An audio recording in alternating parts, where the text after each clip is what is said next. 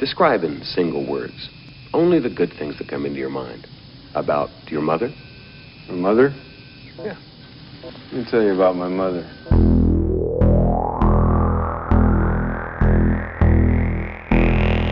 What is real? How do you define real? If you're talking about what you can feel, what you can smell, what you can taste and see, then real is simply electrical signals interpreted by your brain. Have you ever been in an institution? Cells. Cells. Do they keep you in a cell? Cells. Cells. When you're not performing your duties, do they keep you in a little box? Cells. This causes it. This causes it. This causes it. Information overload. All the electronics around you poisoning the airwaves. You are listening to the High Tech Low Life podcast, a cyberpunk media retrospective. High Tech Low Life contains language and themes not suitable for all audiences, as well as spoilers for the content being covered. Listener discretion is advised.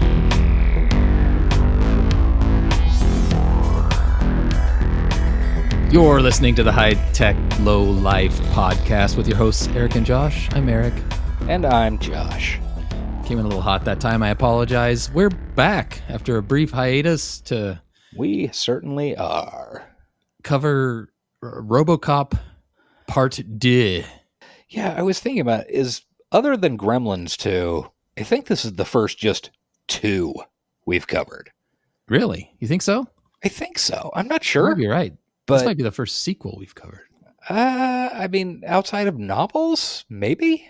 Yeah, true. Novels don't count. That's not... I mean, I don't know. I feel like novels stand alone better than a movie sequel. But anyway, Robocop 2. We're going to talk about it here in a few minutes after we talk about a whole bunch of other shit, I guess. Other shit. Okay, audience. Well, you might be wondering why we took a little time off. I'm here with answers if you're not on the Discord. So, a mere 12 hours, I think, after we last recorded, my mother entered the emergency room, followed by the ICU, followed by hospice, followed by the grave. So, I needed some time off. Yeah, happened real fast.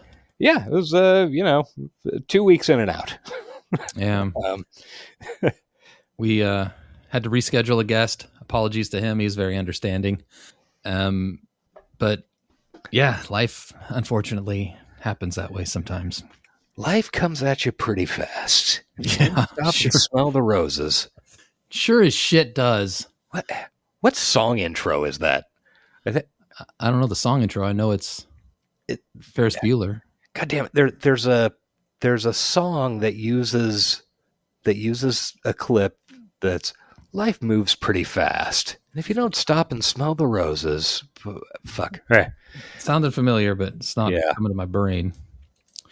Anyway, it's the holidays. There'll probably be more breaks coming up. I guess maybe at the end we'll kind of give a schedule of our holiday episodes, because we don't need to waste time with that right now. No, we certainly do not. There is so much dystopia talk that we missed. Yeah, lots. I don't even know where to begin or if we should even try. I can barely handle keeping up with my media consumption on a spreadsheet. So, and I did not even begin to track how many times I was sitting somewhere and reading the news on my phone going, boy, there's no way I'm going to remember this shit, but we should talk about it on the show. Yeah. I remember where we left off. We left off with blowjobs. Yeah, yes. Oh, I had totally forgotten about that. Those are the good old days. Oh, man. Okay, so let's see. Since then, we've had boat blow-up jobs. Yeah, we did mention those too, I think. Did we? Okay. When they were starting. Yeah, but since there's been I don't know, nothing's going to happen to our Secretary of War for his obvious war crimes and constant murder, but well, they're going to make a show of it in Congress, I guess. One can hope that, that's mentioned at the gallows. Yeah.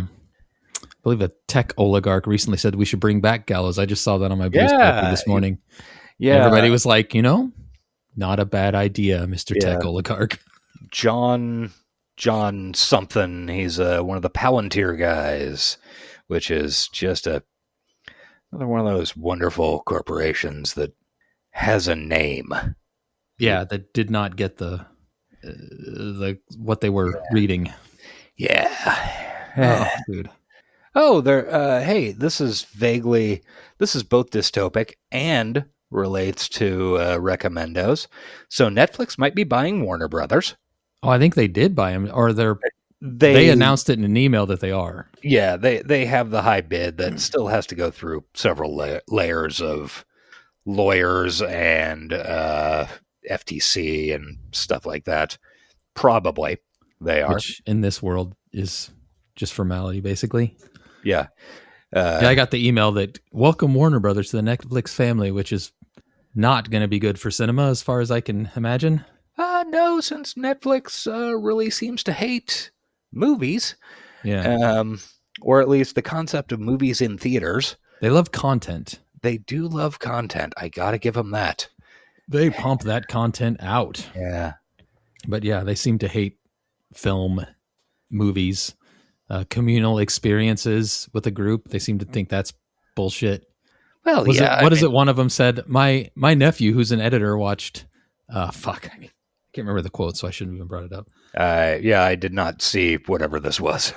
What's the big sprawling Middle Eastern epic movie that everybody says is one of the Lawrence most... of Arabia? Lawrence of Arabia. He watched Lawrence of Arabia on his phone and thought it was fine. And it's like...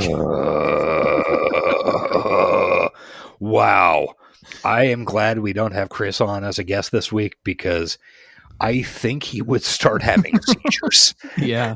It's... they don't get it. No, nobody gets it. Nobody gets art and what makes art wonderful. All they see is the aesthetics, and they think that's enough. They don't get it, and it's so depressing. They don't even see the aesthetics. They see what they think are the aesthetics. And it's the same with r/cyberpunk, man. I can't do it. Every once in a while, there is a really smart, well thought out post in there, and then there are also like 9 million posts about, hey, I recently got into this genre. What's cyberpunk things? Yeah. I should watch, which, okay, I don't know, check the FAQ, whatever. Yeah. But so much of that is, hey, look at this street. Look at this cool street. Isn't this cyberpunk? Yeah. Which neon and rain. All right. Violates their fucking rules. If you read the rules, I've reported a few. I got real petty, and I'm like, this is a vibes post. This isn't supposed to be here. Yeah, that's when you're reporting posts to the mods on r/cyberpunk on Reddit. You got to re-examine your life. I acknowledge that. I'm not proud of it. You're not wrong. I mean, you are correct in all aspects of this. Number one, yes, you should have done it. Number two, it is a cry for help. It is, absolutely, and I wish I could change. But, this whole fucking podcast, kind of a cry for help. Exactly. All right, that's dystopia. I'm sure there'll be more next week. It never ends. No, really doesn't. We've had plenty of time to watch stuff. Yes. Over the last couple of weeks. I, just to tag on to something from when Jeff was on the show, I finally caught up with Pluribus and think it's pretty fun. Yeah, I'm enjoying it. Are you current? Yes, I am current. All right, good deal. Pretty much watching it as it comes out now. Yeah, this week at like 8:10, my dinner came out of the oven, and I was like, "Fuck yeah, time for Pluribus." It's what I like about it. Something that doesn't happen very often anymore with the way TV is done now, but everybody's talking, and like there are camps that are completely split on the whole concept of the show, like and the main character. And I honestly don't like me personally. I'd be like, I forgot the dude living in Las Vegas. I think he is the option I would go with. Keep options open, enjoy yourself. Maybe someday. Diabate. Yeah. But I love hearing the discourse of both sides. People are like, you're crazy for thinking the hive mind is good. You got to get rid of that shit. And then other people are like, why wouldn't you just join them? It seems nice. I like I said on the Discord, I identify with Carol probably too much. Yeah. There's, there's never been a situation I couldn't turn towards the bad side in my mind. And I feel like you would identify with the a South American dude. that I'm very curious where that is going to go after the end of the most recent episode. And very, very minor spoiler alert. I was excited to see a car get push started on TV. Which I know, think me too. only a handful of people nowadays even know what that is. He got that thing out and it stopped, and I was like, "Oh, you got a nice got a hill hill there, yeah, wonderful." You just stick your leg out, and up there we go. Good man. Nothing more satisfying than push starting an old car. Yeah. But yeah, it was fun. Do you have something to talk about? I have a couple of things. Real quick, I think it is not quite cyberpunk, but probably relevant to the listeners of this show. I watched Begonia, which is the most recent Yorgos Lanthimos film with Emma Stone, Jesse Plemons, Stavros, where Jesse Plemons and his cousin kidnap a lady executive played by Emma Stone and accuse her of being an alien trying to take over the Earth. Oh, I think I saw a trailer, a clip of that. No, It came out in theaters, I don't know, 2 or 3 months ago. I enjoyed it quite a bit. It's, one of those movies where it's clearly not going to be everybody's cup of tea. Yeah. But I really liked it, and I think it is, kind of relevant to our program and science fiction, etc. Is there a way to explain why that is without spoiling it, other than the alien part? Corporation stuff, paranoia, Okay. the underclass attempting to take things back. Ooh, we like that. Yeah. I mean, whether or not they're actually taking anything back or whatever. Well, what's it called again? Begonia? Begonia, Bugonia. And it's a movie. It is a movie film. Okay. Sounds interesting. I like Jesse Plemons a lot. Yeah. That dude is really good. Yeah, he really is. I mean, I have never been disappointed in his performance in anything that I can think of. Yeah, same. Like, including absolute dumb shit like, was it Game Night? Game Night, dude. Yeah. He was awesome in that. He was the absolute highlight of that film. Movie was kind of mid, but he was intense. How can that be profitable for the Frito-Lay Corporation? Yeah. Yeah, he's good. I'll let if you got another one, shoot it, because I'm trying to think of. I have, a couple others. I watched Predator Badlands. Oh, neat. It is fun. It is not as I think we mentioned on the show several months ago when the trailer came out. It is not caught up, or it is not as caught up in a bunch of fucking Predator lore bullshit as I was worried. Yeah, as I assumed it was. The movie honestly really rests on Elle Fanning's performance. Okay. And she is really great. How is it compared to Prey? Better or worse? I think Prey is probably better. But it's not like, it's a relatively close thing. Okay. And, I think I probably overvalue Prey just because that was the thing I have been wanting for, 30 years. Like, you can do anything. This alien shows up and hunts people. Why don't we have it with samurai? Why don't we have it with pirates? Why don't we have it with Native Americans? Yeah. And also Amber Midthunder, fucking carried that thing on her back. Yeah, she's awesome. But, so I probably overvalue it a little bit. I don't know. I don't think you overvalue it. I loved it. Yeah, I do. Yeah, I absolutely do. And I think this is like, if I were to rank Predator pictures, which I guess I have to now because I mentioned the idea, Sure. It'd probably be Predator, Prey, Predator, Badlands. Predator 2. Then Predator 2, then all the Alien versus Predator shit. I don't know. What about? I can't remember. Oh wait, what was the Adrian Brody one? Yeah, that was the one with Keegan-Michael Key as well, right? Yeah, that one wasn't bad. I saw that in the theater. I remember you seeing that in the theater. I don't know. I would have to go back and rewatch. I'd have to rewatch. I actually like Predator 2. I'm not a Predator 2 hater. Predator 2 has a lot of very fun. It's very much like the movie we saw. It's very much like the movie we're about to talk about. Yeah. Yeah. Like, you got some greatest hits. You got some urban warfare.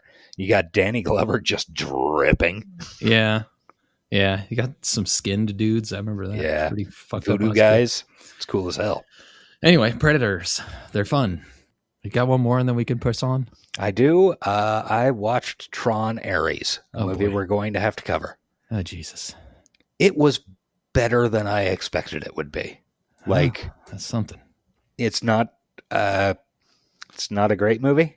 It's not as, like, spoiler alert for our future Tron Ares episode. It's not as cool as the first movie.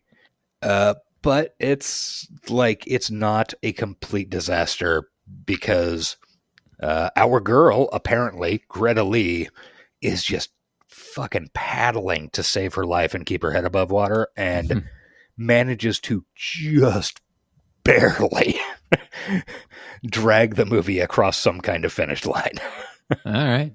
So it's like, if somebody over the upcoming holiday weeks says, hey, Tron Ares is out on digital, you want to watch it, you don't have to scream at them and smash the Roku box. So would you say some of the negative reactions to that movie online were just Jared Leto hate? Probably. I mean, and he's not good in it. I mean, he's not, because honestly, Jared Leto's just never good. But he's good in American Psycho. Yeah. Okay. Jared Leto has not been good for 25 years. There you go. So, I mean, he's really not very good, but it's not as utterly terrible as I was led to think it might be. And the internet made it sound like one of the worst movies of all time, which is why it surprised me that your review is that it's a C- or whatever. Yeah, I mean that's about where I'd put it. I mean there are parts that are fucking great, like shit. I feel bad. Joshua Jackson's ex-wife, Jodie Turner-Smith. She is in it, and she is serving fucking Grace Jones. Nice, like from Conan the Destroyer, and what was the Bond movie she was in? Was it Living Daylights? Whatever. I'm not the guy to ask anything about Bond-related trivia. That would be Sean. Yeah. Who will almost certainly be there when we review that movie. Yeah, she is serving fucking Grace Jones, and it goes hard. Nice. And she is killing it. But the movie can't sustain it, and it's got a bunch of wasted stuff, like Arturo Castro, a guy that we like. Love him. Yeah, we are, like, anytime I see him on screen, I'm like, oh shit, great. Yeah, one of my favorites. And he is just thrown to the wind. That's too bad. Like, hey, look, there's Arturo Castro. Oh, okay, so he has a total of 1.5 minutes of screen time? All right. Yeah, a waste. Fine. Yeah, it really was, but I don't know. We'll talk about it more on a future thing. All right, well, I'm not going to watch it till then, but good to know that it won't be the most miserable experience in the world. Yeah, it's not as bad as I feel about Tron Ares, roughly the same that I do about Robocop 2. Well, that's a good segue, because I was going to say, speaking of things that I expected to be really bad but weren't the most unbearable thing in the world. Yeah, I think that is a very, very good way to... I'll go even further and say that I actually had a pretty good time watching Robocop 2. I had a somewhat better time than I expected with Robocop 2. I am also terribly disappointed in the quality drop between the first movie and Robocop 2. Yes. The quality drop is... Well, what's funny is quality in storytelling, but not necessarily quality in budget. Like, yeah, they had a lot of money and blew a lot of shit up. Yeah, they certainly did. And they did, like, the main thing that I will give this movie, and honestly, it's saving fucking grace, is they spent a shitload of money on stop motion, and then they spend the last 30 minutes of the movie bouncing stop motion toys off of each other, which sucks from a story perspective, but fucking rules from a sitting there and watching it perspective. Yeah. I mean, like, all that shit is fucking great. Especially if it's 1990. Yeah. And you're in a theater, and yeah. I thought there's a lot to like about RoboCop 2. Like, I expected to struggle through it, and didn't nearly as much as I'd expected. It was much better than I expected. I think in my mind I was more imagining RoboCop 3. Possibly. Great. We have to cover that too. Fuck, I didn't even know there was a 3. Oh, it is. I remember seeing that in the theater, and it is disastrously bad. Robo gets a jetpack, and he's no longer played by Peter Weller. Oh, no. Yeah, it's an, what is the guy's name? The actor's name is Robert John Burke, something like that. It's some 3 Irish name guy who's in tons of TV shows and is like a really reliable character actor. But he's no Peter Weller. The movie is just, what a drag. I can't wait. And we also get to the RoboCop remake at some point too. Yeah, we do. I will also say about RoboCop 2, undeniably cyberpunk. Like, obviously RoboCop is cyberpunk. It's a staple, but like, I don't know, this one felt almost more cyberpunk than the first one. To some extent, yeah. Like, they kind of leaned on the cyberpunk shit. You have future drugs. I mean, that helps. Exactly. Future drugs are always important. Yeah. You have the big corporation planning to take over the city, which is a carryover from the first one. Yeah. But they're literally privatizing Detroit, which... Yeah. Is that what was happening? I don't think... They were like privatizing the police, but they want to buy the city. It was mentioned in the first one. There was another model of what the city could look like. Yeah, so they were working towards that goal. Yeah. Kind of remarkably, the continuity is good for a sequel. Yeah, a little bit. I mean, it's they do carry over some stuff. I don't know. It's a real weird movie because a lot of stuff in it works, but the movie itself does not hang together for shit. Yeah, like. Yeah, I don't know. It's an odd fucking duck. Anyway, also, we need to talk about the elephant in the room that I couldn't get over. Mm-hmm. They made him blue. Yes. Apparently, that was like that's what they wanted him to look like in the first movie. Okay. But I can't remember who shot the first movie. The lighting on the first movie just made it seem silver. Huh. So when they came back into this one and it was no longer Paul Verhoeven directing with his director of photography, they were like, no, we want it to be blue this time. And Irvin Kershner, the director of one of my favorite films of all time, who also directed this movie, said... What's your favorite film of all time? One of my favorite films, The Empire Strikes Back. Never heard of it. Okay, yeah. Should I watch it? It might be of interest. Is it cyberpunk? Are there cybernetic hands in it? Yeah, actually, oddly enough, yes, there is cyberpunk in it. Yeah, there is. Yeah. Weird. Yeah, so RoboCop's blue. I don't know. He's blue. Yeah. It's the movie... I don't know, man. Let's just start recapping. Yeah, let's start recapping. Okay, so we begin by seeing a car getting broken into by a dirty goddamn car thief. And you're like, oh shit, this is the way a RoboCop movie ought to start. Robo's going to show up and shoot him in the dick. That's they don't shy away from dick jokes in this one either. I'm happy to say. They do not shy away from dick jokes. They do kind of shy away from a lot of the like more extreme point-making gore and violence and tits that the first one really had going for it. And it sounds weird when I say that, but go and watch that movie. Yeah. And you go, well, yeah, there's clearly a point to all of this. Yeah, it's more gratuitous here. Yeah. Just less less intentional. This movie has much, much, much less art to it than the first one. Anyway, this guy robs a car, except he doesn't steal the car. The car locks him in and electrocutes him. And then Daniel Clamp from Gremlins 2 shows up. Yeah.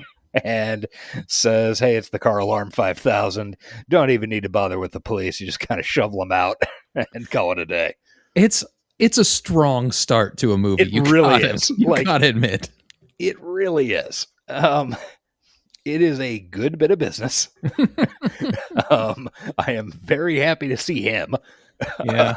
And that guy just gets fucking toasted right there. And then he just steps over the body and hops in his sick looking 80s digital dash car. Yeah, shit. I don't remember which one it was, but yeah, and I was like, oh shit, John Glover's in this movie. This is gonna rule. Unfortunately, this is the last time you see him. Yeah, yeah.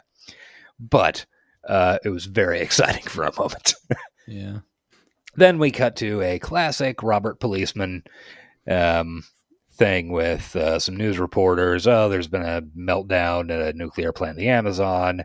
The Attorney General has declared ED 209 units to be legal on the streets of 5 cities. And we see some silly stop motion of an ED 209 falling down in a pothole. It's yeah. I will say the news interstitials or whatever, and this felt once again much like the violence. It felt less intentional and more just slapstick comedy. But a lot of them did work as comedy, at least there's that. Yeah, they are less intentional. They're also less intentionally placed, which I think a lot of this movie has problems with that in terms of how is it trying to balance things? Well, it is not. Yeah. Yeah. And then we see a cool clip which sets up one of the main plot points of the film, which is the Surgeon General gets gunned down by a nuke addict when he had just declared it to be the greatest threat to America. Nuke is this cool future drug, and also the people who take it are cultists. Yeah, there's some. Yeah, I didn't really follow that, but they said it. I know. I mean, which leads to, in my mind, what could have been a more interesting movie. But it wasn't that. And the cops are on strike against OCP because OCP stopped paying them? Yeah, right. Or they weren't paying them enough, at least. And canceled their pensions and all sorts of fun shit like that. Yeah. So then we go to a street. Robocop's a scene. fucking scab. He is. But it's okay to be a scab for the police, right? Like the police unions don't count as unions. Yeah, exactly. Okay. Police unions don't count as unions in every sense. Yeah. Unlike other unions, they are our enemy. So we cut to a street scene and immediately see a prominent swastika. Yeah. This street scene is like, it's really played up. That's all. It's a cartoon. Yeah. There's an old woman pushing a shopping cart full of cans across the street and almost gets run over by a car. She gets robbed by this guy who acts like he's helping her. Then he gets robbed by some sex workers. They're going to go buy some fucking drugs down this cool blacklight graffitied alley. Mm-hmm. And then they walk past a store that explodes. Yeah, and it's a fucking gun shop that has literal Stinger missiles in it. Yeah. Yeah. And then Robert. It's the Barons. It's the Redmond Barons. Yeah, sure. Yeah. Then Robert Policeman shows up driving his matte black Taurus. God damn, so many Tauri in this movie. He gets rocket launched. Gets out twice. Kills everybody except for one dude and then finds out, where did you get this nuke? And then walks to the nuke supplier, which is a lab inside an abandoned building. There's tons of Latin and Asian women, a rockabilly guy. Yeah. Who I don't think the rockabilly guy has a single line in the entire No, but he's in it. He's got a bolo tie too. That's how you know somebody's a bad guy in a movie. Yeah. Fun fact, I wore one to my mother's second wedding when I was 13 years old. Well, that's nice. Did it have pictures? What was on the? I don't even remember. It was silver. They call that a clasp? Yeah, I don't know. I guess a clasp. Yeah. Cool. And I used to wear them like when I was in choir, and they'd insist that we wear a tie. I would wear polo ties, and nice. They always counted it. Yeah, sure. Why not? You're a cowboy. Sure. I guess. Yeah, you're from fucking Western Kansas. Why not? I got laid a lot in high school. That's what I'm saying. Hell yeah. Yeah, so we meet Rockabilly Guy. There's also a clean-cut looking kid who is oh god, a criminal. There's a baby in a crib, and also we meet Kane, who is the main bad guy. He is played by Matt Frewer type. He's played by Tom Noonan, who had a great career playing horrible criminals. He's notably the main bad guy. Well, second main bad guy in Last Action Hero. Ah, great movie. He's the guy with the axe and the fucking raincoat. Mm-hmm. And he is giving a wonderful performance, maybe the best in the film. Like, just playing a fucking weirdo drug dealer who occasionally wears headbands. The kid's pretty good. You got to give the kid a little credit. Kid is not bad, honestly. He could be. He's a little piece of shit. Yeah, he could be a lot worse. So, and this is where I first noted, this is one of the things that Verhoeven, like, so we have a shootout in the lab, Lewis shows up, blah, blah, blah. One of the things that Verhoeven would have done is shot this a little better and had all the lab workers naked. That is exactly a Paul Verhoeven move. Yeah, it does sound like him. And you watch it and you immediately go, this is not a Paul Verhoeven film. Yeah, unfortunately. So, all the important people escape: the rockabilly guy, the kid, Kane. Tom Noonan was also in House of the Devil, which is a horror movie that I quite liked. Which one was that? It's from 2009. It's what's his name? Ty West. It's one of his first ones. I saw that one. Huh. It's a good one. Oh, I was thinking of House of 1,000 Corpses. Yeah, different. That's very different. Yeah. It's a 2009 movie, but it looks and feels very much like a 70s horror movie. Yeah. Anyway. Yeah. So, the kid is like, oh no, fucking Robocop. And Robo, like, you see Can't shoot a kid, can you? Yeah, you see Robo's view, and it's like, not a target. And then the kid says, you can't shoot a kid, can you? And then shoots him and runs off. And that's where you're like, oh, this kid sucks. Yeah, and then we get a flashback to Robocop's kid. Oh. And then we cut to Robocop stalking his ex-wife, widow, whatever. They really make it put like this is going to be a big plot point. And then it is done in roughly 25 minutes, if that. Yeah. That's one of the problems with this movie. Yeah.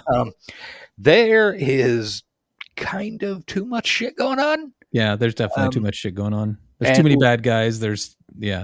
Like you could absolutely build this movie off of this scene and turn it into like, okay, it turns out Tom Noonan's just a front and the kid is actually the master criminal behind the whole thing, and Robocop is conflicted because of his thing with his wife and kid. Instead, we get a flashback. We get him parked outside her house. Then 15 minutes from now, Robocop is in trouble for stalking her. He says, touch my face. She's like, oh, it's cold. And he's like, They made this as tribute to him. I do not know you. I am a robot. And then that plot's done. Yeah, it's like, why does this... Yeah. Why was this even here? It is completely fucking vestigial as it exists. You could do interesting stuff. You could do a whole movie about it. Yeah, easily. It could be the primary character arc is him looking for his humanity and his wife. Yeah, there's a whole lot you could do, and they chose none of it because they had 2 other villains they had to deal with. Yeah, they did way more with the wife and kid thing in the first movie. Yeah. Like, what we saw in this one is 10% of that first movie's version of this plot, which is another problem with this movie. They really do a lot of weird just speed run through the first movie again because fun. And then the last act of this movie, if you can call it an act, I don't know if this movie can actually be described in any normal dramatic structure. Like the end part of this movie is exactly a replay of the end part of the first movie. It's kind of weird. At times it feels like a parody almost, except none of it is as fun or interesting or good as Paul Verhoeven's version, which is a problem. No, but sometimes I don't know. Sometimes it's as funny. Like there are moments that I like. I was watching with my wife, and we would look at each other and laugh at some of the absurd shit that was happening. There is absolutely funny shit. I think if Irvin Kershner had directed Robocop 1 and Verhoeven had directed this one, it would have been a million times funnier. Yeah. Like, I think it's the fucking movie is just, it's too many things bolted together. And also one of those things is trying to remake Robocop 1 for some reason. Another thing, I feel like this was, it came out in 90, but this is an 80s movie. And, I don't know, we're comparing it to Robocop 1, which has shown to be like a classic film, right? This was not trying to be that. That was never this thing's goal. I think this movie accomplished its goal of being an entertaining, funny, explodey action movie. Okay. Maybe that's why I'm giving it more grace and don't feel the need to compare it to Robocop 1 because I don't know. They would have had to have gotten Verhoeven back because Verhoeven was as much a part of Robocop 1 as Peter Weller. He was. I would say more so. I would be more interested in a Paul Verhoeven and some dude Robocop 2 than I would be in Peter Weller and Irvin Kershner. Right. So I don't know. I just don't feel like they were going for that, which makes me give it a lot more leeway, is what I'm saying. Yeah. And like I said, there are a lot of things that work in this movie. I mean, like even that terrible scene I described where RoboCop has to talk to his dead wife or his live wife. Mm-hmm. Yeah. Like, well, the problem is that scene isn't terrible. Like I like the idea of touching him. Very well done. It's very well done. It just has no reason to exist in the film and distracts from it does actually the film being something else, which is what it needs to be. Right. I mean, okay, so after that, we see a commercial for OCP phone service where a guy blows his brains out because he picked fucking Yahoo or AT&T, Southwestern Bell. I don't remember. I loved that one. I could have used this, but I used the wrong company. Boom! It is a very funny commercial. It also has no reason to exist like less than 15 minutes after the first commercials. Yeah, like, it's weirdly placed. Yeah, it's not even... It's just, they couldn't figure out how to get out of a scene. So they were like, let's drop a commercial in. Fuck it. Right. It's short too. Like all the other interstitials are pretty long. This one's like just this weird little shot of a guy blowing his brains out. It's funny though. It is. Yeah. It's a good parody of advertising or like satire of advertising. it's the same way as the car theft one at the beginning. Yeah. So we cut to the OCP office. We got the black executive from the first one. His name is Johnson, I think. Yeah. Johnson. The old man from the first one. And then we meet the young black mayor of Detroit. And it turns out that the city owes OCP $37 million, and OCP is going to foreclose on all city property and take Detroit private. Yeah. This mayor, man, he's putting on a performance. He is doing a lot. I don't understand it. I keep wanting, when I was watching it, I kept wanting to say, is this racist? I kept feeling the same way. It's not like a specific, but it's kind of like it's definitely pulling some Al Sharpton, I don't know. He seems like a buffoon, but also he's not one of the few well-meaning, actually good characters in the movie. So yeah, it's a really weird fucking thing to nail down. Yeah, it's a strange role, and there's a little bit that's like, is this a racial thing? But yeah, I don't know. There's nothing you can definitely say that it is, so it's hard to. Oh shit, he was in CB4. Oh, was he? Yeah, White House or Air Force One. Nice. What's his name? Willard Earl Pugh. I wonder if he's related to Florence. Oh, I bet they're brother and sister. Certainly. Oh, he's from Memphis. We know people in Memphis. Yeah. Okay. Yeah, it's a weird, he's doing a lot, and he's not bad at it. I think he is delivering on exactly what he was asked to do. I don't think that what he was asked to do is great. Yeah, probably could have played that role a little straighter. I don't know. Maybe not. Maybe it helps. I don't know. Yeah. I like the character. What can I say? I'm rooting for him by the end of it. Yeah, me too. Yeah, same. And so this is OCP's plot. They are going to foreclose on all city property in Detroit and take the whole city private. Relatable. To create the utopia of the, that we saw in the model that Miguel Ferrer was doing in the first movie. And then or in the same board meeting we go to, this is the most remembered part of Robocop 2, at least based on me and other people I've talked to. Yeah. The crazy robot tapes. Yeah. So where the old man wants to see the progress on the Robocop 2 program. Which is also a ripoff of Robocop 1, by the way. Yeah. And I will say, it is extremely funny to have in this movie a segment that is calling out, how are we going to develop Robocop 2? Yeah, I know.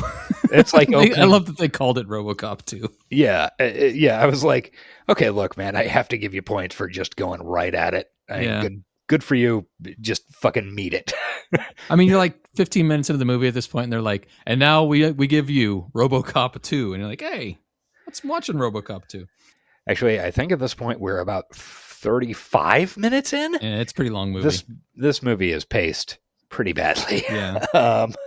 Yeah. So we see, just honestly, I don't even know why I would describe it. Go look it up on YouTube. They're trying to make Robocop 2s, and the Robocop 2s keep killing other people and themselves. And it is the one that pulls his helmet off and reveals, and it's just a screaming skull is hilarious. Fucking amazing.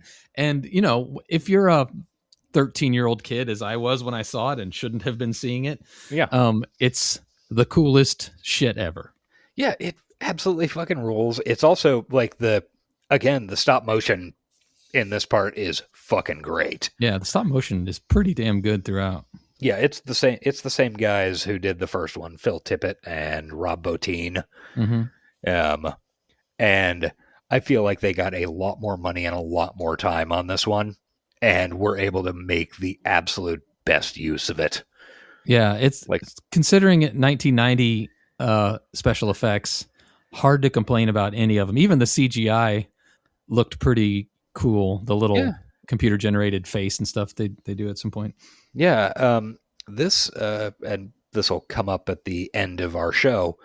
Like, this is just about the very end of stop motion, miniature animation in movies, because we're not far off from Jurassic Park, where we're not. This is the end of this shit, and it is. I mean, I'm guessing people who are in, I don't know, what would that be, animation school, probably watch sequences from this film a lot. Yeah, because they just do it about the best you can possibly do it. Anyway, that's a recommendo I left off, was The Chair Company. Oh yeah. His son wants to get into stop motion animation. Yes, that is true. I enjoyed that show. It was strange. I did too. I was pretty worried about it starting out. I am kind of worried about it having a second season. Same, but I don't. I'm gonna watch. Yeah, pretty much. Okay, so we see. Just go watch that on YouTube. We can't describe it to anywhere near the value that it brings, and it is beautiful comedic filmmaking. It's quite funny. Yes. We are introduced to secondary, tertiary, I don't know, something villain, Dr. Julia Fax. And she thinks the problem with the Robocop 2 is that all the dead people they're using to build their cyborgs are cops, and that Murphy was a special case as a cop because he's Catholic. Which, I mean, I personally have never heard of a Catholic cop before in my life. I don't know. It doesn't exist. Yeah. I love this character. I don't know why. For one, she's clearly obviously hiding her Australian accent, which is delightful to me. I could not figure out, like, what are we doing here? Is this intended to be a fake accent, or are we just bad at it? I think she's just bad at it. Yeah, I'm pretty sure that's where I came down in the end. But also looked up her birth date. She's 40 in this movie. She's 40 in like 1980s 40. She looks fucking amazing. Yeah, she really does. If someone had asked me, I would have bet 25 to 30 tops. I know. And she's a gorgeous lady. Especially fucking Australian 40. Yeah, they age hard down there. Yeah, man. That's all the spiders. I mean, I was talking about the ozone. Oh. But yeah. The ozone comes up in this movie later. She's also in UHF as a mud wrestler, in case you're curious. Okay, good to know. Oh, man, did you see fucking Weird Al doing Killing in the Name I did. That was sick as hell. Yeah. Weird Al might have some anger issues that he does a very good job of keeping bottled up, but when given the opportunity to let them out singing a Rage Against the Machine song, he accepts. Yeah. Go look that up too, people. Anyway. You got a lot of homework, guys. Get on it. So her whole idea for revitalizing the Robocop program is, well, these guys that we're trying to put in these suits are all like full of machismo and their bodies. What if we find some people who really just want the absolute power that comes with being in an indestructible robot body? Yeah. And the old man's like, this seems like a valuable avenue to pursue. And that goes on. So the old man is obviously charmed by her. Yeah. So she ends up in charge of the head selection process, I guess, basically. Yeah. You know, another thing we left off when they're doing the little news interstitials things, the news lady I think she's actually from Entertainment Tonight. She was an actual news lady. Is that Lisa Gibbons? Yeah. Is that her name? Okay. I thought I recognized her, but I also am certain it's been 30 years since I saw Lisa Gibbons. So I'm pretty sure she was an actual like entertainment anchor at the time. She was definitely recognizable, and right. I thought, oh, was she in the first one? And then I didn't go to the trouble of looking it up. Yeah, I don't know. And yeah, she was definitely a hugely recognizable person. So then we just go to another scene because this movie does a lot of there's not stuff linking the scenes. It's just a bunch of stuff that happens. Yeah. So we go to the police station, and there's this cop. He's on nuke. Oh yeah, and by the way, nuke is like, I don't know, it's sort of like it's administered like the little single-use morphine syrettes that got used in the military in like World War II through, I don't know, Vietnam. I'm not sure, they might still use them, but like a single shot thing, you like put this little plastic thing up to your neck, and then you're like, oh fuck. As far as I can tell, it doesn't do anything to you. You just need it. Yeah. Nobody seems to act differently when they're on it. Although they do say you do. Yeah.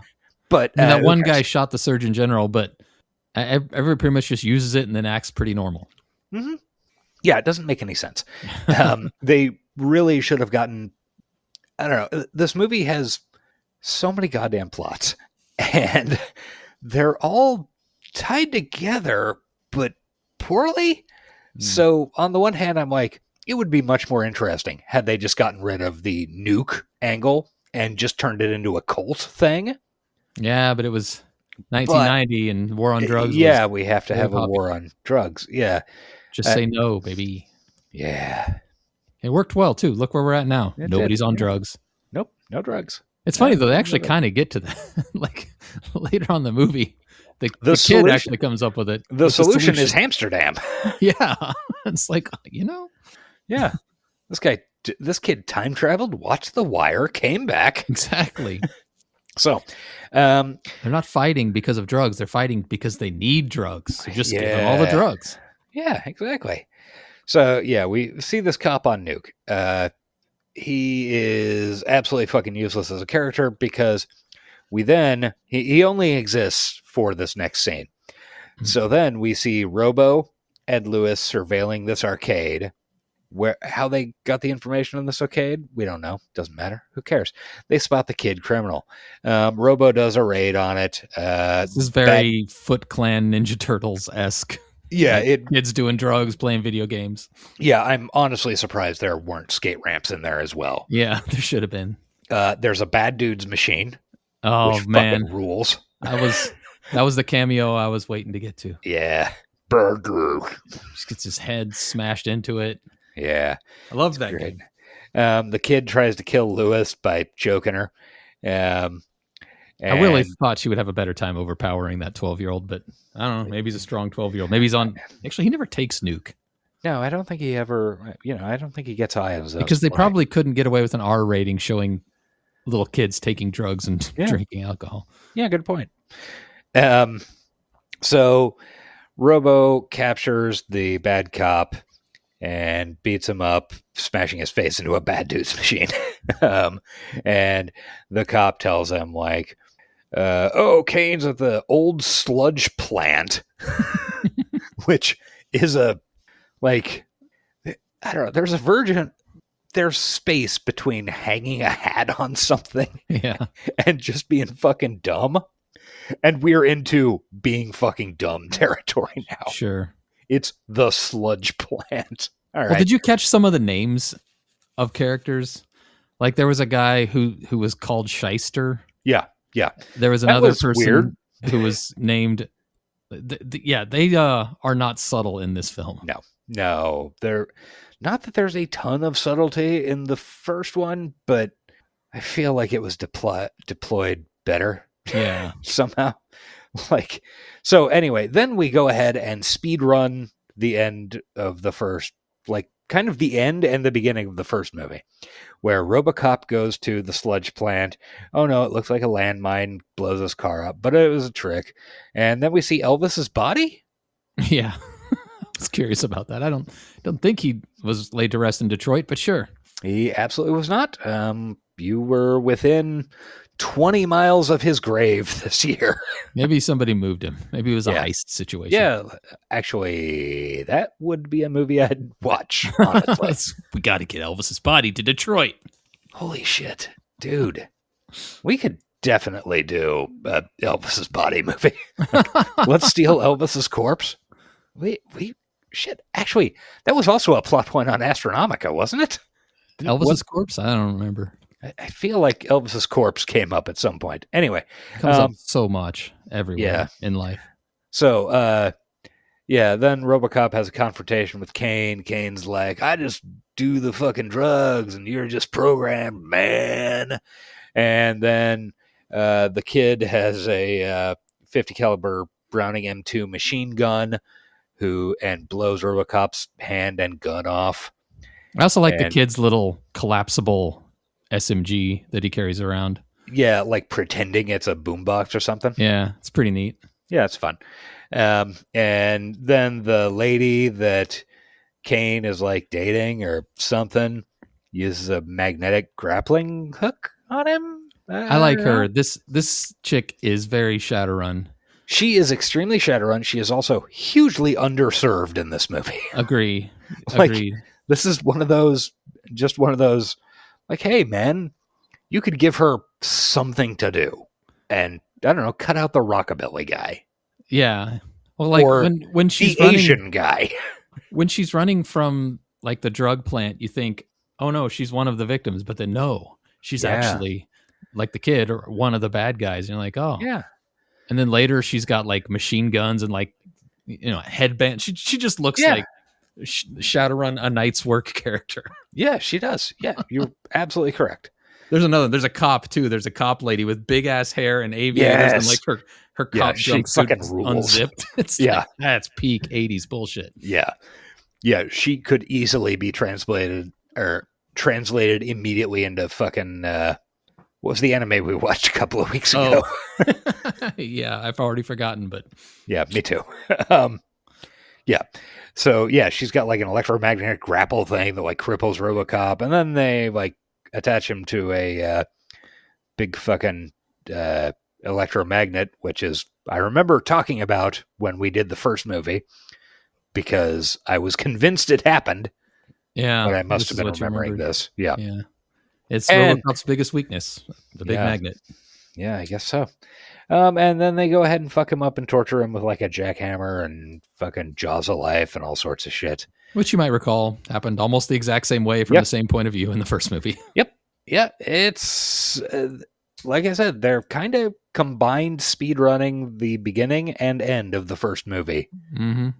Where they're in this sludge plant. Come on, sludge plant? Dude, seriously. So anyway, they then dump his constituent parts in front of the police station. Which is pretty funny. And we see some very cool, I don't know what to call these, robotics? Like, you know, the fucking thing where... Oh, like his torso and stuff? Twitching and yeah. Yeah. Yeah, those... Really good. Like, it's clearly not a person. It's clearly not Peter Weller. Yeah. But man, the dummy they got is really good. Rules. Yeah. It's really great. And then, we also meet this OCP exec who sucks. I can't remember his name. But OCP is like, he does suck. Yeah, like, I don't know, maybe we don't want to repair him. He's out of warranty. He's like head of the Robocop division or something. And now the cops are all on Robocop's side. After rightfully calling him and Lewis scabs earlier in the film. Yeah. He doesn't really, he's more of a piece of hardware though. He doesn't really have a choice. Yeah. Well, they treat him like a people. Yeah. That's the thing. They call him Murphy. All the cops call him Murphy. Yeah, they do. So then we just move to the dirty cop from earlier being tortured by Kane for kind of no reason. Like, except to say Kane is a bad guy. That's a pretty funny scene. I enjoyed it. It's not a bad scene. The girl says, like, you said you were just going to scare him. And Kane's like, scared, ain't he? Scared, ain't he? Like, I mean, that cop, for as useless as his character is, the actor is doing his best, man. He is doing a lot. He is certainly fucking going for it. That's the same time when he offers the kid some booze and the kid's like, I can't I'm drink. Underage. That'd be illegal. Yeah. Fun bit of business. So then we go to Fax, Dr. Fax picking subjects for fucking roboing, I guess. I don't know. Is that a verb? I guess. Sure. Why not? And they're all criminals and fucking drug addicts and shit. And the Robocop against everything she'd said earlier about the good Catholic boy. I never understood her motivations. Oh, it's insane. Her idea was that because Murphy was a Catholic, I think. Okay, this is I'm reading kind of between the lines. Okay. Because Murphy was a devout Catholic, he is dedicated to a higher power. There are not many people out there who are as dedicated. So what about drug addicts? They're dedicated to getting drugs. Okay, I guess that makes sense. It's stupid because as you shit. can control them, which is what she eventually does. Okay, theoretically, yeah. Yeah. So yeah, and one of the Robocop technicians from the first movie is like, "Fuck you! What the fuck are you doing? You're a crazy person. We can't do this." Voice of reason. Yeah, and she's like, "No," and he calls Johnson, who then goes to the old man, who is in his Japanese fucking Zen garden hot tub, which is it's great. Cool. I don't know why you say that with a question mark. They all had them. Which is cool. And he's in his hot tub naked. And Johnson explains like, okay, so that crazy lady's doing this. And then it turns out, he and the old man and Fax be fucking. Yeah. She comes out in a robe. Yeah. Like she's the best henchwoman in the movie. Even though her motivations are pointless and I can't figure out why she's there. I just love her. So then we go to another board meeting. And we're going to update RoboCop's directives. I think the motivation here is to make RoboCop himself less effective. Yeah, they lib-cucked him. Yeah, they turned him into a woke cuck. Yeah. Although I would suggest, just from my outsider perspective, rather than spending millions and millions of dollars to repair RoboCop and then turn him into a libcuck, you could just not repair him and roll out You're right. the next version, which is not RoboCop. Also, I don't understand the balance between what is their public relations doing with this. It's confusing. There was a scene where they had like that focus group, and they're like, "I never see RoboCop doing anything nice." That's right. Recall, yeah. From episode 1, or from the first movie, he very specifically went to schools and stuff. We used to have it as our outro sound on this TV show. Yeah. They specifically made a note that he did do outreach stuff. Yeah. Yeah. It's dumb. But they really needed a 25 odd minute segment where RoboCop is the victim of fucking, I don't know, feminazification. Like, remember how being PC was, oh man, all the RoboCop becomes PC and just a woke cook. Yeah, it's pretty funny. So it's like they could have literally shaved 25 minutes off this movie had they gotten rid of this and not lost anything. Yeah. The comedy just could not be left on the cutting room floor. It's so funny. The kids are Little League team beating up people was pretty fucking funny. The kids are calling him a fucking peckerneck, and he's, but he's so woke. He's shooting at a guy who's just walking down the street smoking a cigarette in the open air. And I don't know. It's an utterly pointless scene to the film, but I laughed, goddammit, and I had a good time watching it. There is funny stuff in it when he's just saying like, time flies when you're having two in the bush. And kids are graffitiing on his back.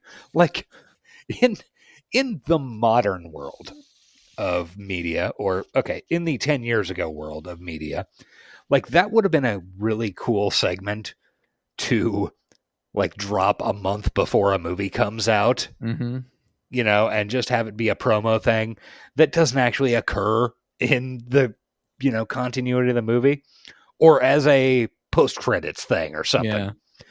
It is like, why are we dragging the movie to a fucking halt? I do love the concept. Yeah, of fucking a little league coach organizing his team into to a heist group. Yeah, they're robbing an electronics store. It's fucking great. Fucking Robocop does nothing in that scene. It's very funny. Lewis blows a guy's brains out. Yeah, this is all for comedy. Yeah, it's so weird. They didn't need any of the Robocop reprogramming stuff because it's so short, really. It's this one scene, and then pretty much eventually, then the next scene he gets it back, right? It's actually like a shockingly long segment of film because I watched this on a couple of times as per normal, and it's like a good 10-15 minutes of a hour and 50-minute long movie. Wow. And especially if you include like the little boardroom scene where they're like, Robocop should be nice to kittens or whatever. Talk about the environment. Like that's a good 20 minutes of this movie, which does not need to exist in literally any way. It is, on the other hand, has some funny bits in it. Yeah. Which, if you're doing a comedy movie. Yeah, you got to do it if you're doing a comedy movie. This actually feels like it would be in the Robocop parody version. This is in the Naked Gun. The Naked Gun Robocop section, yeah. Did I talk about how I watched the new Naked Gun movie on the show? Yeah, I think so. Okay, good. Fun. Anyway, so then we go back to the station after Robocop has, I don't know, been beaten up by children. And Lewis has to kill 5 people. It's weird. So we go back to the station and we learn that a handful of the like greater than 260 directives he has, which if you'll remember from the first movie, I think directive number 1 is like protect the public. Directive number 2 is stop crime. Directive number 3 is, I don't know, stop some more crime. And then there was the secret 4th one, which is you can't arrest OCP people. Right. Now we have like 260. So we see this on the computer screen and the techs at the station and Lewis are like, this is fucking terrible. We can't take this out. What's going to happen? The only way we could do it is if he like went outside and jammed his hands onto these 2 fucking wires and then hopefully his insulation held up and then he would be directiveless. And then he does that. Then he's like, fuck it. You can tell he hates being this libcuck inside and he's got to go get out of him. I wish they could have left the directive though that made him super nice because at the beginning of that scene he was like, hello, it's a beautiful day, isn't it? Yes. That was pretty funny. Isn't it a wonderful day, Captain Wilson? I am happy to see you. You are looking quite handsome. And he's posing. Yeah. It's like, the thing is, actually, the problem with this movie, the biggest problem is that so much of it works in isolation. Yeah, that's true. It does. It's like a collection of sketches.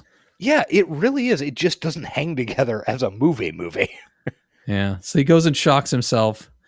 And dies, except he doesn't die.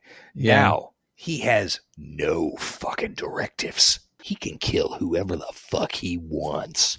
Yeah.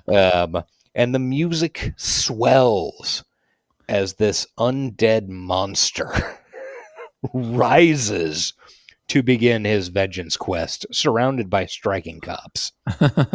Yeah, the cops are like united. Yeah, they love Robocop. Murphy.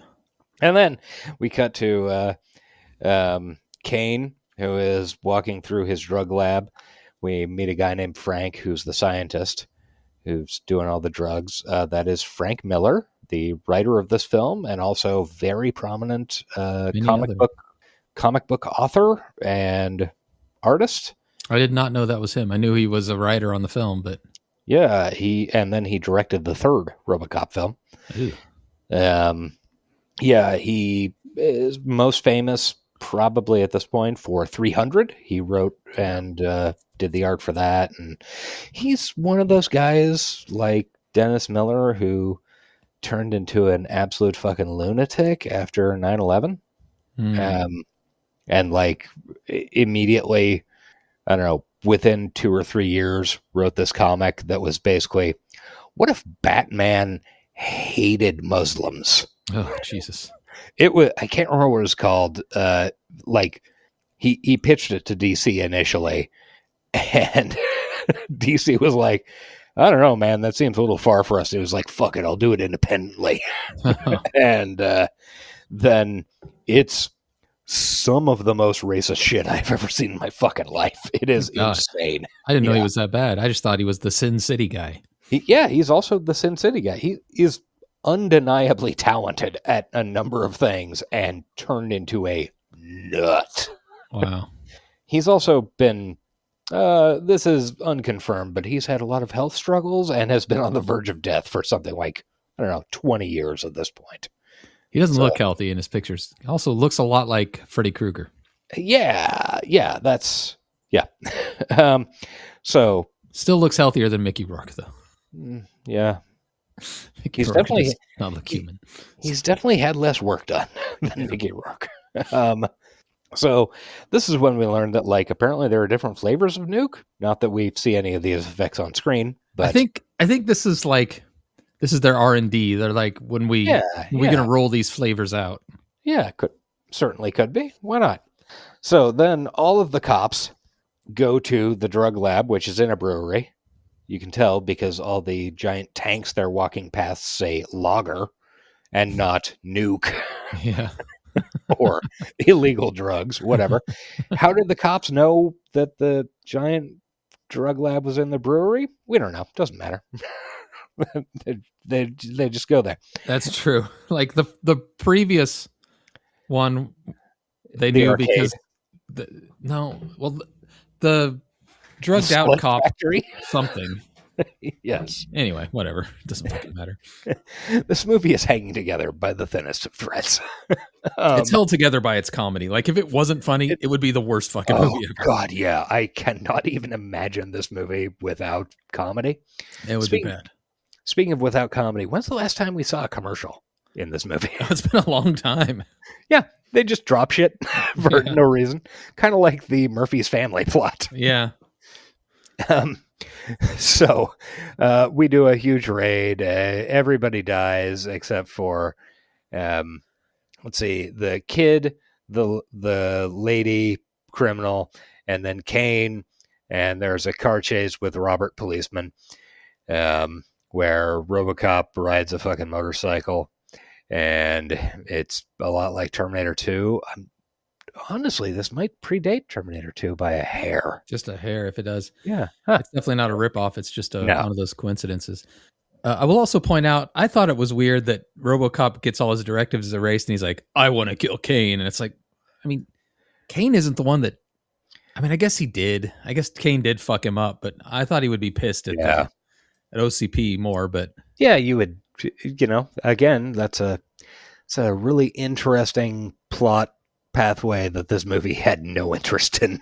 Yeah, he just never really, like, he only takes out OCP because it's convenient. He doesn't ever really seem to have a problem with the corporations. Anyway. Yeah.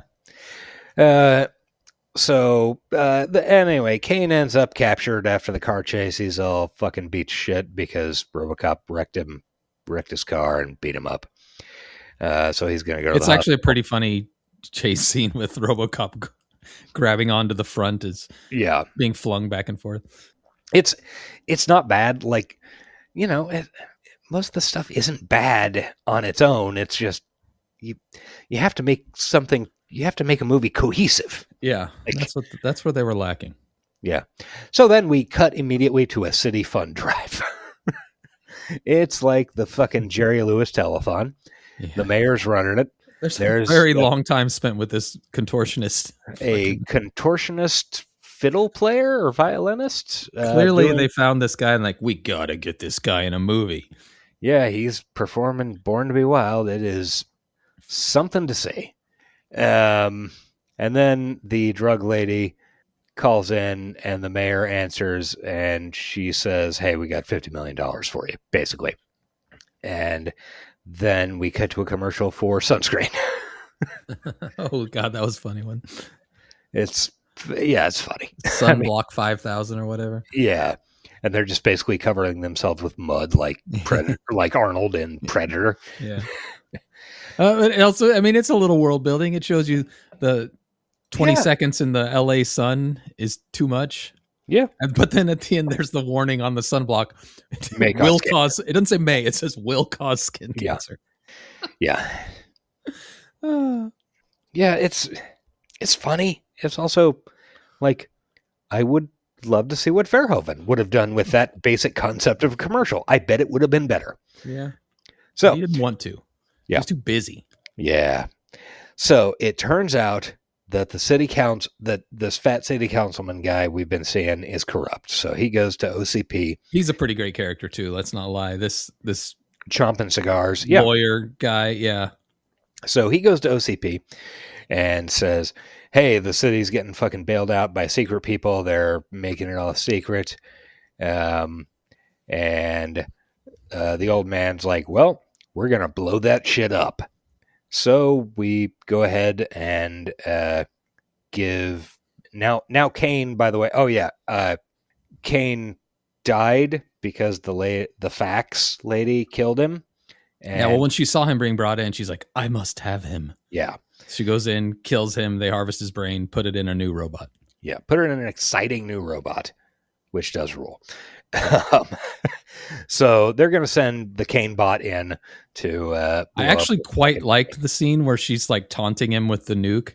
And they make the robotics are great in this movie. They make him particularly expressive when it comes to how much he wants nuke. It's almost cute. It's like a dog with a treat. It really is. I relate it to a dog later.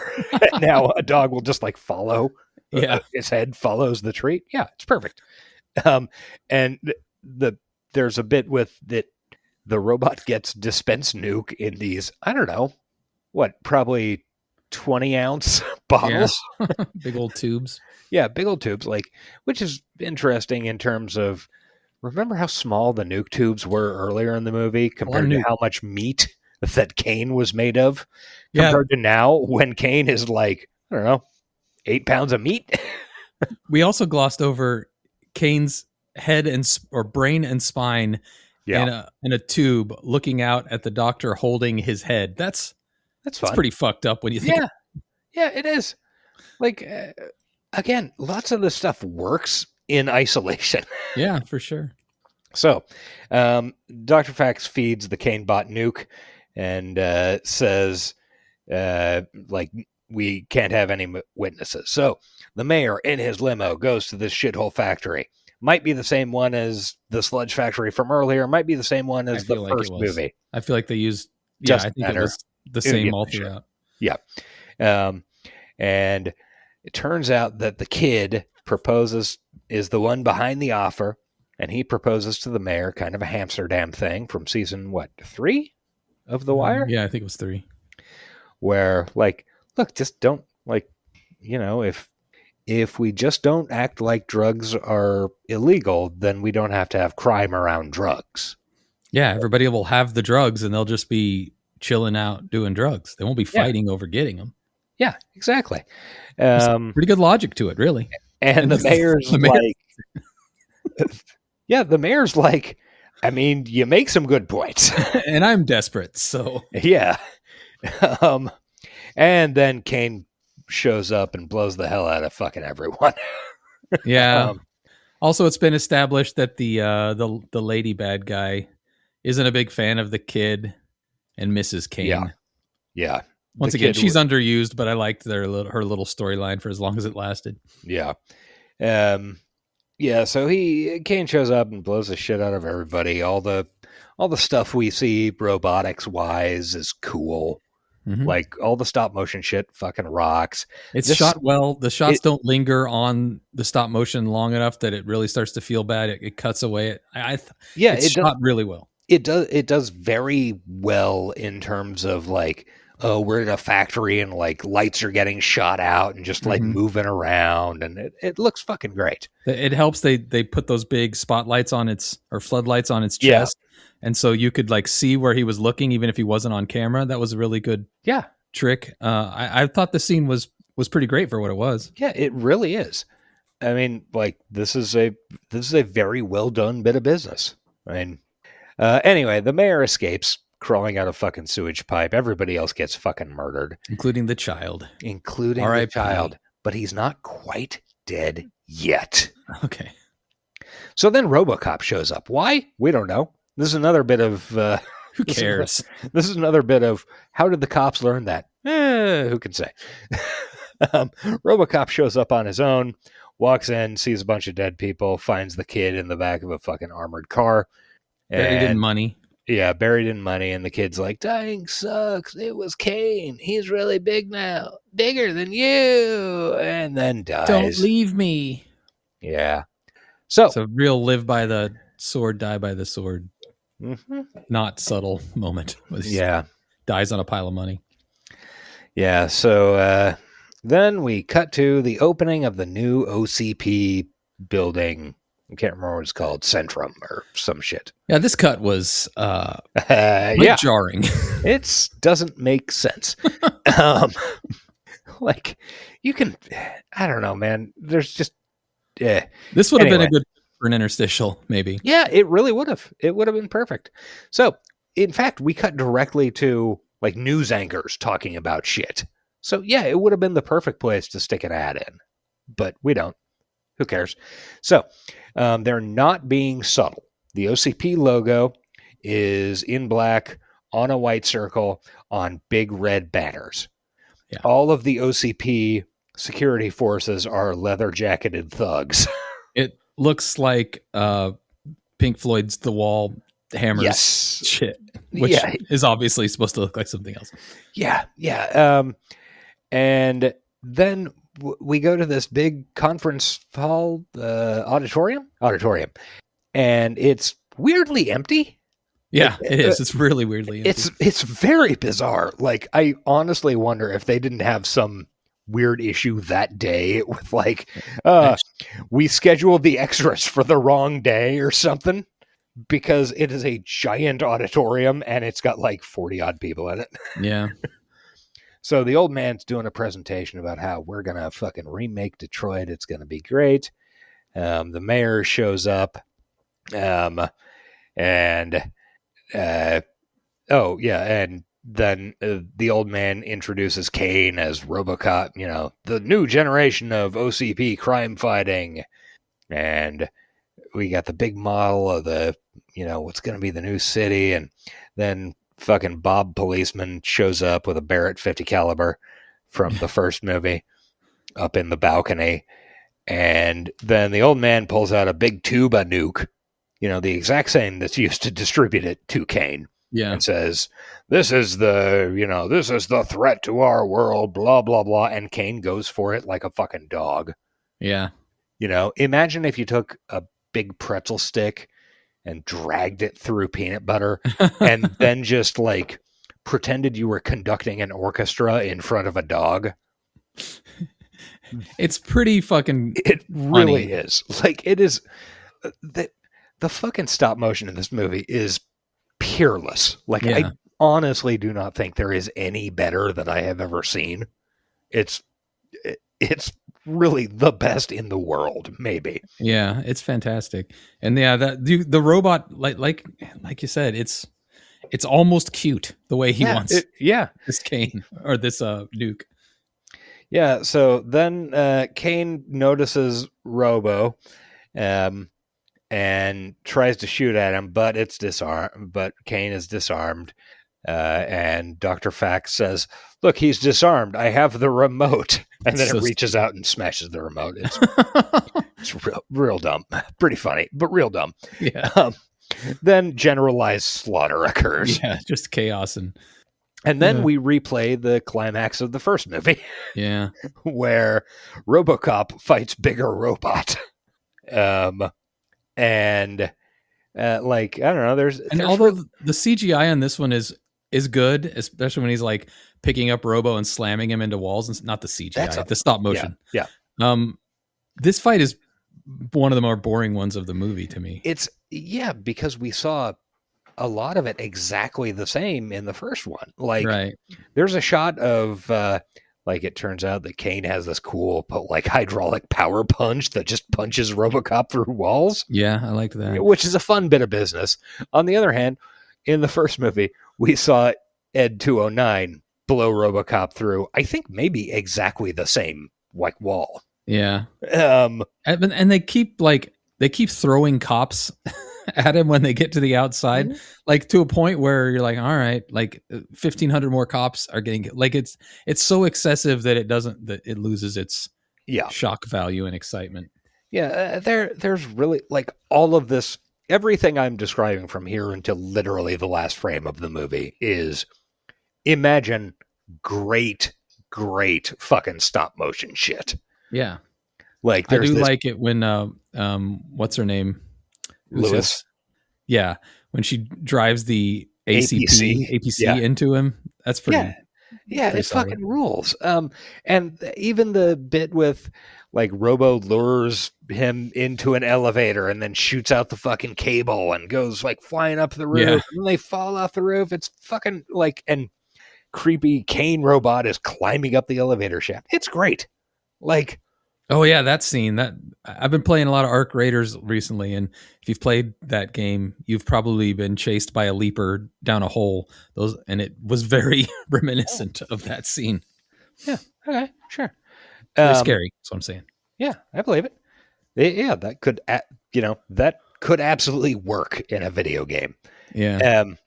So, there's also a fun little bit here of where the old man is talking to Johnson and he says, this could look bad for OCP. Scramble the best spin team we have.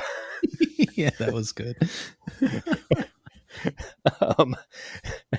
The corporate goons in this movie are pretty spot on. They Robocop and Kane fall off a roof and like slam down into a basement, and then explosions because of natural gas, and the resolution is Lewis says, "Hey, you want this nuke? You want this nuke?" and holds up a canister of nuke, and Kane's like, "Give me the nuke! Give me the nuke!" Yeah.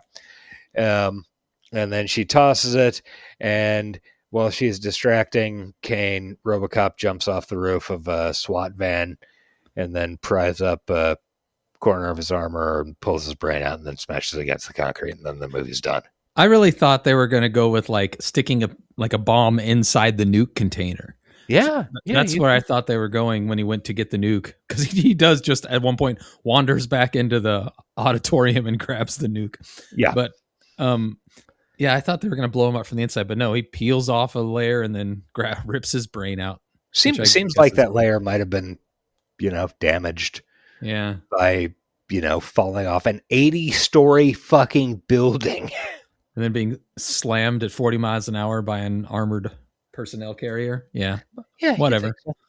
Anyway, Robocop smashes his brain against the concrete, and the movie's over.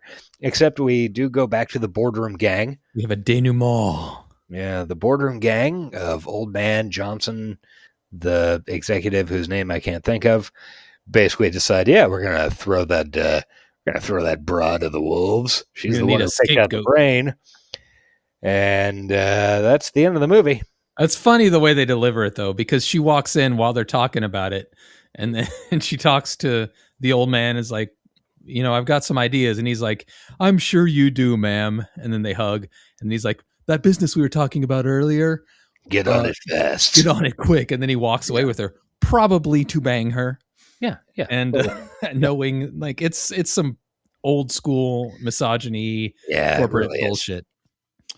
It's funny though. It's really funny. Because she does suck. Let's be real. And then right at the end of the film, Lewis is like, I can't believe we did it, Robo. And Robo is holding a ratchet and a spark plug socket in one hand for no reason.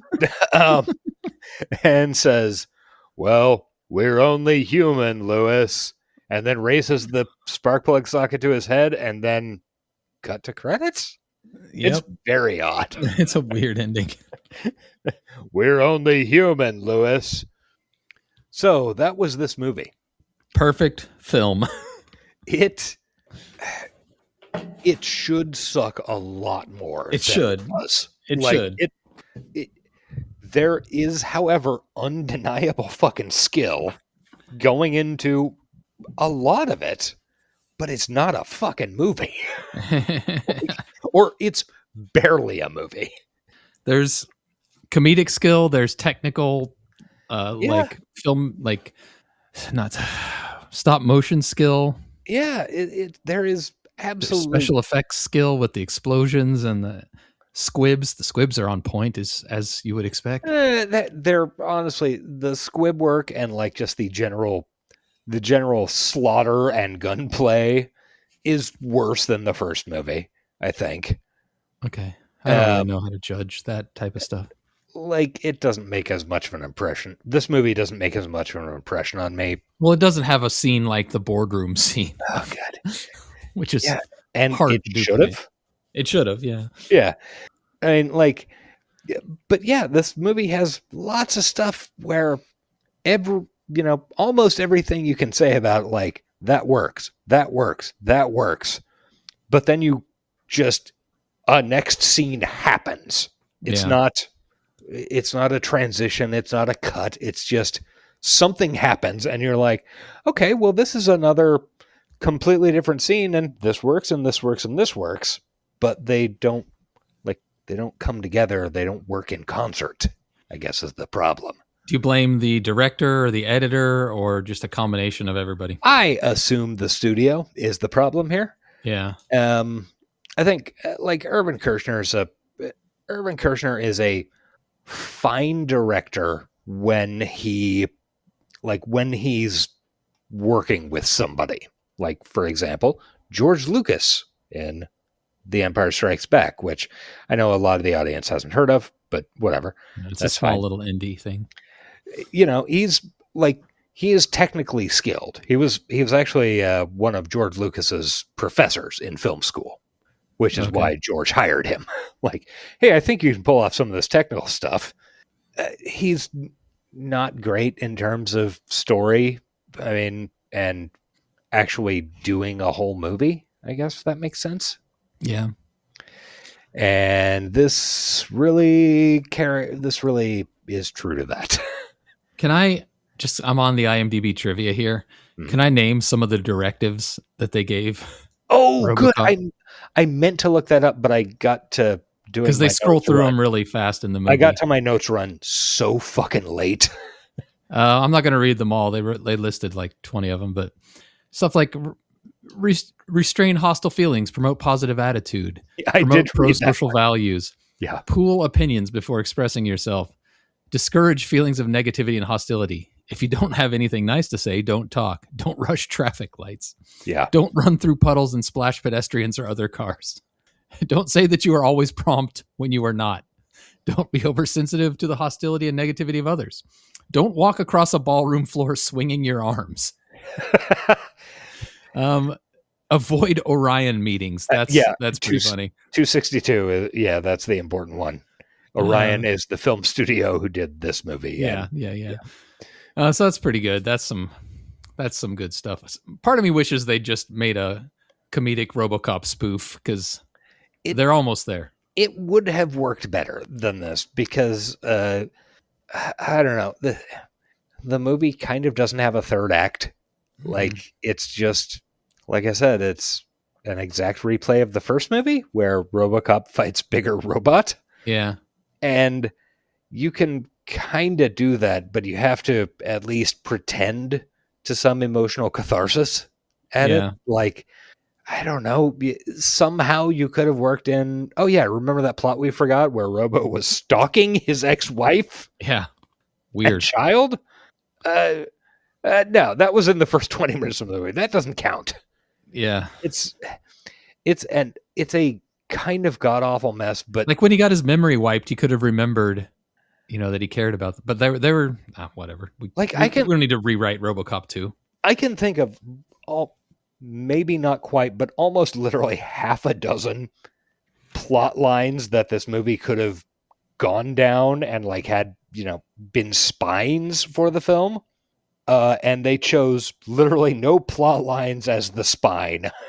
Yeah. It's just a bunch of stuff that happens on a screen. But it's done well. But all the stuff that happens on that screen is... The stuff we see is done well. It's just kind of incoherent.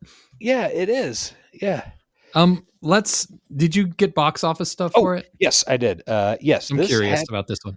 This had a $25 to $30 million budget and made $45 million, which is not a big success. It made money, but, not great.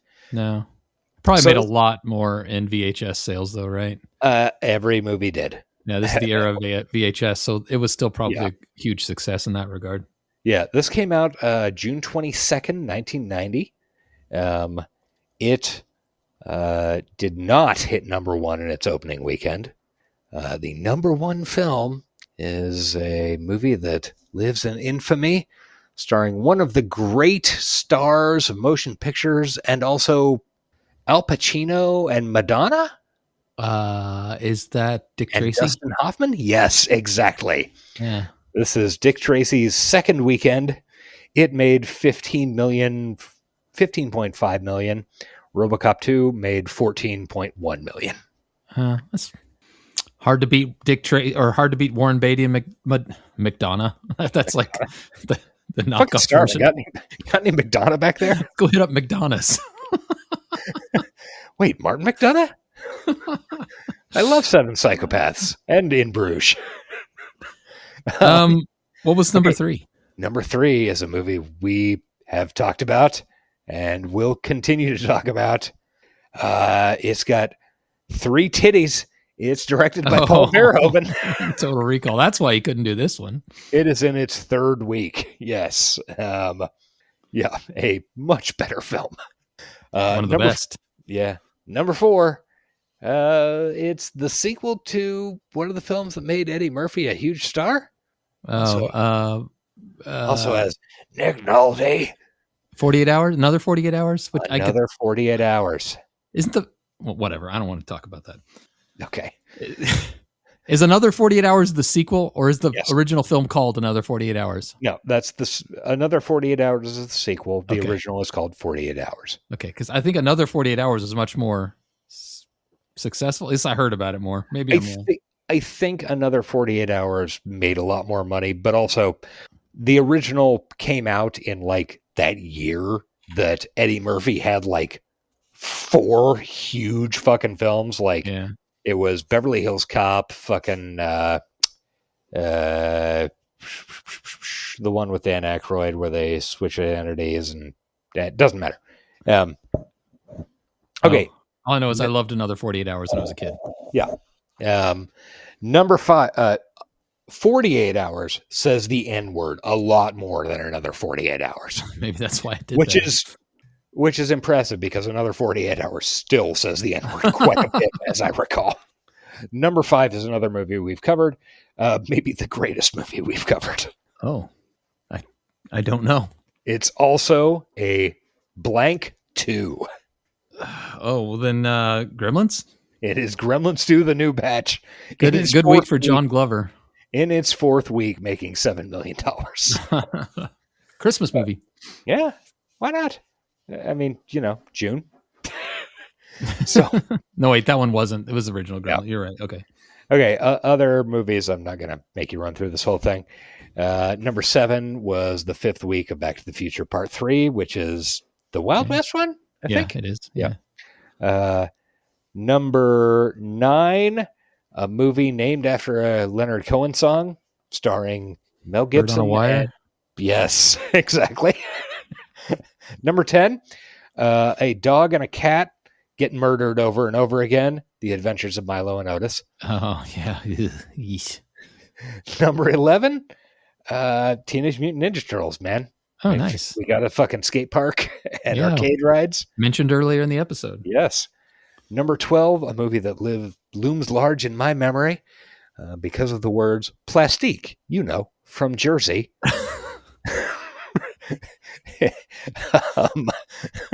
Starring Robin Williams and Tim, what is the big tall Tim guy?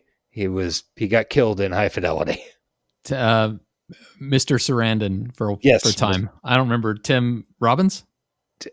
Okay. I think you're right. I didn't think that was right though, because of Tim Robinson.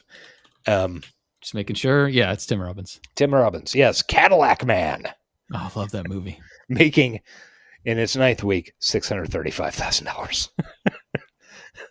Yeah, it is a movie that is weirdly close to both of our hearts. Yeah, love it.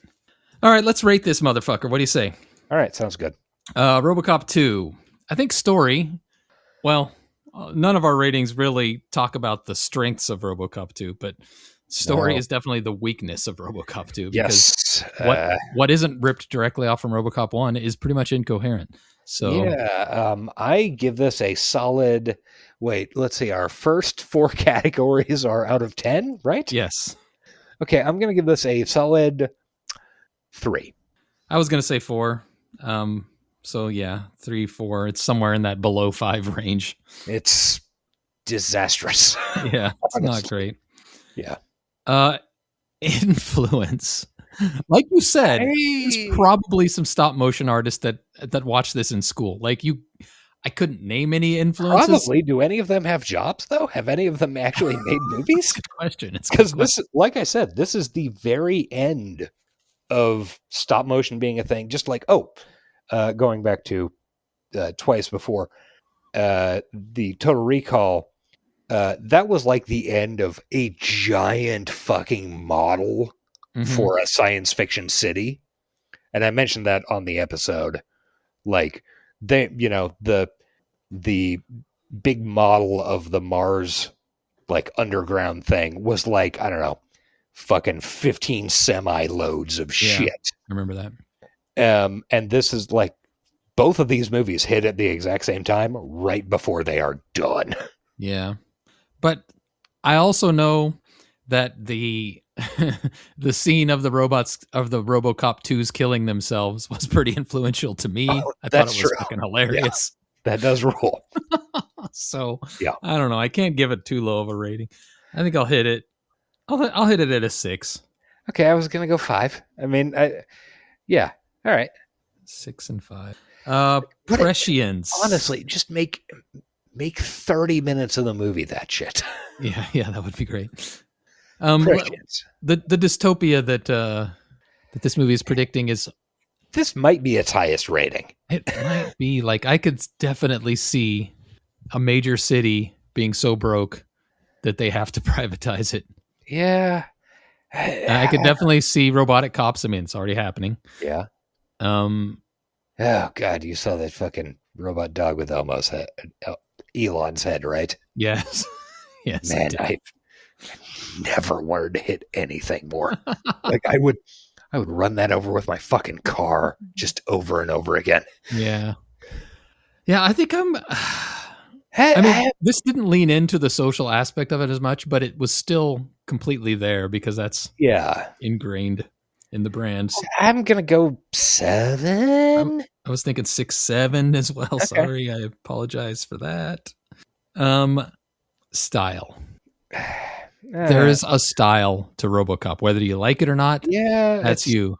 But those Ford Tauruses, like cruising up in a line and fishtailing into position, the stop motion, I think, might play a little bit into the style. Oh, that's fair. Yeah, that's a RoboCop being upgraded to a sleek blue suit.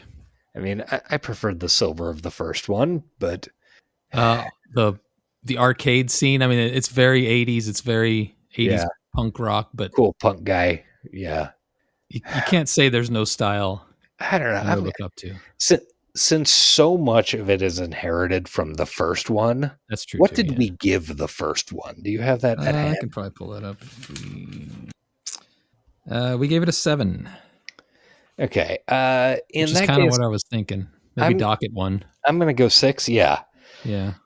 I'm going to go 6.5. I'll dock it a half point. I like that blue suit. I prefer the silver, but that might be because I prefer the lighting and just how the first movie was shot a lot better. Yeah, I get that. Yeah. Hand raisers, 1 to 5. How much did you like the film? I am being pretty fucking generous and saying 2.5. Okay. I really honestly expected to go into this, or I went into this expecting this is going to be a 1.5 hand raiser film. So did I. I'm not going to lie. I'm going to be I'm going a full point higher and saying 3.5. I'm tempted to go 4. I'm sorry, dude. I enjoyed myself. Like I said, there are like lots and lots of stuff in this movie are enjoyable, but I do not have the eye nor the care that you do for filmmaking. Like I just don't care. So if something's making me laugh and I'm watching dudes explode, it's got to be entertaining. Like we said, if there was no comedy in this, it would be the worst fucking movie of all time. Yeah, it would be absolutely terrible. Even with the good CGI, I keep saying that, the good stop motion. Yeah. It would still be bad. But the fact that it's every time you're about to doze off, they do something absurd and ridiculous and you start laughing. I don't know. Yeah. It worked for me. I mean, I think that's insanely high. Like I could never even imagine giving this movie that rating, but yeah, it's you look at different stuff than I do in movies, and TV, and that's fine. We're allowed to be different people. We're all out here just trying to get through the day. We certainly fucking are. We certainly fucking are. Okay, good job, Robocop 2. You weren't as bad as we'd feared. Yeah, that's always a win. God, I'm dreading the day when we're out of ideas and we go, I don't know, Robocop 3? I'm dreading the Robocop remake because all the joy that it had, I feel, is going to be removed and to replace it with edgelordiness. Should we just plan to have that and the Total Recall remake back to back? Oh, maybe we should. That could actually that'd be a fun. That could actually bring me to self-murder. Like seriously, but we'd get them over with, and then we wouldn't have to worry about it. Man, art is dead. Click. Oh boy, let's talk about our upcoming holiday schedule real quick before we skedaddle. Yes, we're gonna have an episode next week, and it is going to be speaking of art is dead. We're thinking we're gonna do The Running Man, 1987, Arnold Schwarzenegger, directed by Paul Glazer. Not the new one that's like out in theaters right now. Watch the original. That's the plan. If it changes, I will have edited this out and you won't even know. So yeah. The following week, Christmas week, we will be off. And because I'll be out of town when we usually record. So no Christmas week episode, but we hope to have something for New Year's. It might not be a movie. It'll probably be like a year in review or something. And that's how we'll end 2025, everybody's favorite year ever. Yes, it was a year that occurred on my calendar. It certainly did. And hey, we're almost done with it. That's an accomplishment. We are, and maybe 2026 will be better. I think I said that a year ago, but I keep saying it. Yeah, maybe someday it'll be right. There's got to be a bottom to this well, Josh. There has to be a bottom. I don't know. Every year I keep thinking my October to November run cannot get worse. Oh man. And we are going on a solid decade now of October to November can't get worse next year. Nope. Every year. It's brutal. At this point, I am operating on the assumption probably 1 year from now, we'll be coming back with an episode and I'll be saying, yeah, so my dad died. Oh, God, hope not. It is not a great time of year for me. No, historically it is not. It's not my favorite time of the year either, even though I haven't had anything to that level. But hey, hopefully maybe it'll be good. Yeah, maybe next year. Let's just keep that hope in our hearts as Cyberpunk would want us to do, because Cyberpunk wants us to do things, right? Sure. I don't know. There's something looming on the horizon. There's some old people, some old evil people that are due to end their runs. Dude, and that's keeping me going. I spent over 30 years thinking, well, Henry Kissinger's probably going to die this year, right? Oh God, don't even bring it up. Yes. Yes, we could be here till 2050 waiting on some of these. Anyway, go fuck a refrigerator, Peckerneck. Bye. This has been the High Tech Low Life podcast. Find us on Bluesky at High Tech Low Life. Email us at hightechlowlifepodcast@gmail.com and find us on Patreon at patreon.com/hightechlowlife. Theme music by Nihilor at nihilor.com. Thank you for listening.